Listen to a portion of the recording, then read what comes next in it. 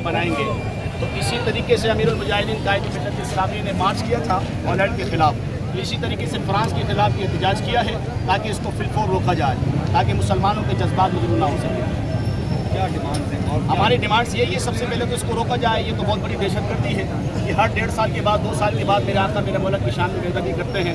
ان کو کوئی اور کام نہیں ملا ہے، پوری دنیا کے اندر سارے کام ختم ہو گئے۔ یہ جب چاہتے ہیں آقا مولا علیہ السلام کی شان میں بے ادبی اور خاکے بنانے کی جسارت کرتے ہیں۔ ان کو کوئی روکنے والا نہیں ہے، اس پر کوئی قانون نہیں ہے۔ ہر چیز پر دنیا کے اندر قانون بنائے گئے کہ آقا علیہ السلام کی عزت و ناموس کا کوئی قانون نہیں ہے، کوئی حضور کی عزت کی بات کرنے والا نہیں ہے۔ ساری پوری دنیا کے جتنے بھی حکمران ہیں سارے مر چکے ہیں، کوئی زندہ نہیں ہے، سب نے کلمہ حضور کا پڑھا ہے۔ یہ آخر کب تک ہوگا ایسا؟ یہ مسلمان کبھی بھی اس چیز کو برداشت نہیں کریں گے۔ یہ پوری دنیا کے اندر یہ آگ پھیل سکتی ہے اس طریقے سے، کیونکہ آقا علیہ السلام کی عزت و ناموس عرش سے زیادہ بلند ہے، نماز سے زیادہ بلند ہے۔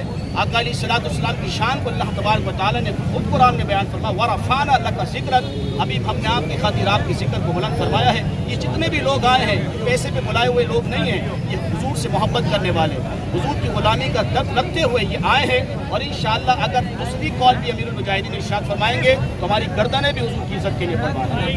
اگر یہ گستاخی کر دیں تو آپ کا کیا رائے ہے؟ اس پر جو بھی لائے عمل امیر المجاہدین قائد ملت اسلامی بیان فرمائیں گے، اس پر ہم نے لبیک کہنا ہے۔ پالیسی امیر المجاہدین ہی بیان فرمائیں گے۔ بہت شکریہ۔